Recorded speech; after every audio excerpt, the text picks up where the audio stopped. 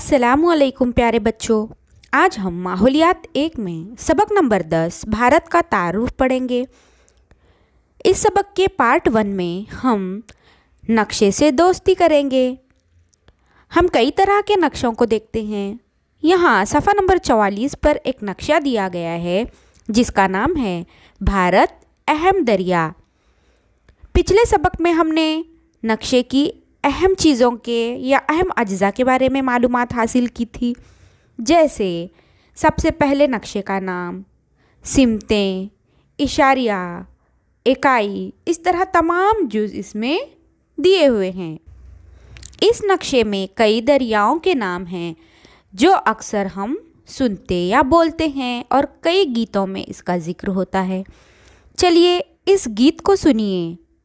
इसमें चंद दरियाओं के नाम आपके गोशगुजार होंगे।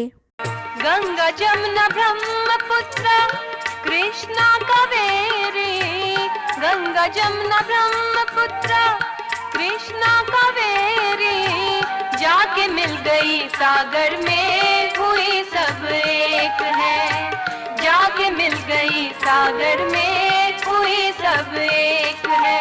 हिंद देश के निवासी सभी जन एक है, रंग रूप वेश भाषा चाहे अनेक है। हमने इस गीत में गंगा, जमुना, कृष्णा, कावेरी वगैरह दरियाओं के नाम सुने हैं। अब हम इनको नक्शे में हाईलाइट करेंगे या दायरा बनाएंगे। उसी तरह हम कई मुख्तलिफ गीतों में अपने देश के पहाड़ों, नदियों, सतह मुर्तफ़ाओं वगैरह के नाम सुनते हैं। सफ़ा नंबर 45 पर एक और नक्शा दिया गया है जिसका नाम है भारत तबई। तबई यानी कुदरती। अब इस नक्शे में हम भारत के कुदरती हिस्सों का जायज़ा लेंगे। नक्शे को देखकर ही आप समझ सकते हैं कि हमने सबक नंबर 9 में रंग का तदरीजी तरीका पढ़ा था, तो उसी बुनियाद पर ये नक्शा बनाया गया है। हमने पढ़ा था कि पानी के लिए नीला रंग इस्तेमाल किया जाता है, उसी तरह मैदानी इलाके के लिए हरा रंग, सतह मुर्तफ़ा के लिए पीला रंग और पहाड़ों को या पहाड़ी हिस्से को यहाँ पर लाल रंग से ज़ाहिर किया गया है। इस नक्शे का मुताला करके हम सवालात के जवाबात कॉपी में दर्ज करेंगे। जैसे पहला सवाल है, नक्शे में पहाड़ तलाश कीजिए और उनके नाम लिखिए। अब हम लाल रंग की मदद से आसानी से इन पहाड़ों के नाम तलाश कर सकते हैं, जैसे कि हिमालय पहाड़, सतपुड़ा का पहाड़ और अरावली पहाड़। ये नाम हम दर्ज करेंगे। दूसरा सवाल है, नक्शे में दर्ज पहाड़ियों के नाम लिखिए। जैसे बालाघाट पहाड़ी, अजंता की पहाड़ियाँ। इस तरह हम ये नाम नक्शे में बता सकते हैं। तीसरा सवाल है, नक्शे में सतह मुर्तफ़ा तलाश कीजिए और उनके नाम लिखिए। अब यहाँ पर हमको कई सतह मुर्तफ़ा के नाम नज़र आ रहे हैं, जैसे मारवाड़ की सतह मुर्तफ़ा, मेवाड़ की सतह मुर्तफ़ा, मालवा की सतह मुर्तफ़ा, बुंदेलखंड की सतह मुर्तफ़ा, दक्कन की सतह मुर्तफ़ा, तेलंगाना की सतह मुर्तफ़ा, छोटा नागपुर की सतह मुर्तफ़ा। ये नाम हम दर्ज करेंगे। चौथा सवाल है, हिमालय से शुरू होकर सिंधु दरिया में आकर मिलने वाले दरियाओं के नाम लिखिए। बुलंदी के लिहाज रखते हुए उनके बहने की सिमत के बारे में लिखिए। इस नक्शे में ऊपर की जानिब से आप देख सकते हैं, जैसे ये सिंधु नदी है, लेकिन इसमें झेलम, चनाब, रावी, सतलज शामिल हो रही हैं। सब नदियाँ सिंधु नदी में मिल रही हैं। पांचवा सवाल है, कोरोमंडल साहिल पर आकर मिलने वाले अहम दरियाओं के नाम लिखिए। अब इस नक्शे में हम देख सकते हैं कि कावेरी नदी जो है वो कोरोमंडल साहिल में आकर मिलती है। उसी तरह छठा सवाल है, गंगा, नर्मदा, वैनगंगा, गोदावरी और कावेरी दरियाओं के बहने के रास्तों का मुशाहिदा कीजिए। उनकी वादी में ज़मीन की ढलान किस सिमत से किस सिमत की जानिब है, लिखिए।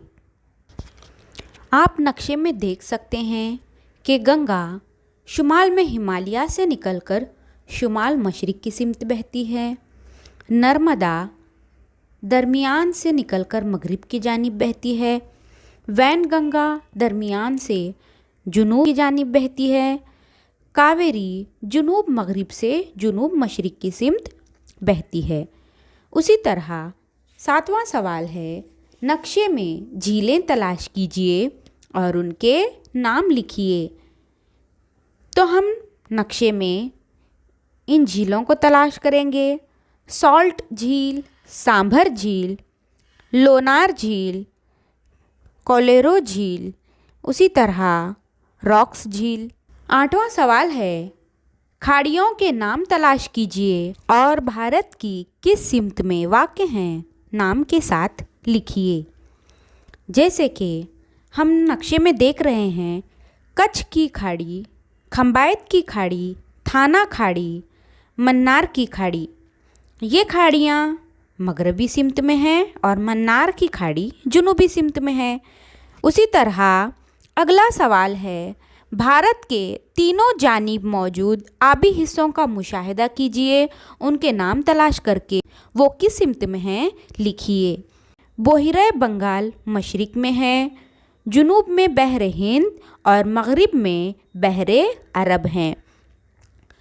सवाल नंबर 10 है, लक्षद्वीप, अंडमान और निकोबार जज़ायर तलाश करके उनमें से चंद जज़ीरों के नाम लिखिए। आप नक्शे में देखिए, नक्शे के लेफ़्ट साइड में लक्षद्वीप है और राइट साइड में अंडमान निकोबार है। यहाँ पर चंद जज़ायर के नाम हैं, उनमें से आप कुछ के नाम लिखिए। उसी तरह 11वां सवाल है, शुमाल की तरफ वाक़ मैदानी इलाके में किस अहम दरिया की वादी है। दरियाओं के नक्शे में हमने मुशाहिदा किया था कि दरियाए गंगा मैदानी इलाके में मौजूद है। इस तरह हमने पहले पार्ट में भारत के मुख्तलिफ़ दरियाओं, पहाड़ों, सतह मुर्तफ़ाओं, मैदान और जज़ायर वगैरह का मुताला किया है। उसी तरह हमने देखा कि हमारा भारत तीनों जानिब से पानी से घिरा हुआ है, इसलिए उसे जज़ीरा नुमा कहते हैं। शुमाल की जानिब हिमालय जो कि इंतहाई बुलंद पहाड़ी सिलसिला है। हमारा मुल्क बहुत फैला हुआ है, सतह समंदर से बुलंदी में फ़र्क 800 मीटर से ज़्यादा है। यही वजह है कि इलाके की मुनासिबत से भारत की आबो हवा में तनऊ यानी फ़र्क पाया जाता है, जिसकी वजह से यहाँ के नबातात, हैवानात और परिंदों में भी रंगारंगी पाई जाती है। साथ ही साथ फसलों में भी फ़र्क होता है, जैसे कि शुमाली हिस्से में गेहूँ अहम फसल है, जबकि साहिली इलाकों में चावल की पैदावार होती है और वस्ती भारत में ज्वार बड़े पैमाने पर उगाई जाती है। इन तमाम तनवात के हमगीर असरात हमारी ज़िंदगियों, रस्म रिवाज, रिवायतों, अवामी ज़िंदगी और तहज़ीब पर नज़र आते हैं। अपने मुल्क में मुख्तलिफ़ ज़ातों, जमातों और मज़हबों के लोग रहते हैं, मुख्तलिफ़ ज़बानें बोली जाती हैं। हमें ये तनऊ इलाके के मुताबिक ग़िज़ा, लिबास, ईद, त्यौहार वगैरह में आसानी से नज़र आता है। इसके अगले हिस्से की मालूमात हम अगले पार्ट में हासिल करेंगे। अल्लाह हाफिज़।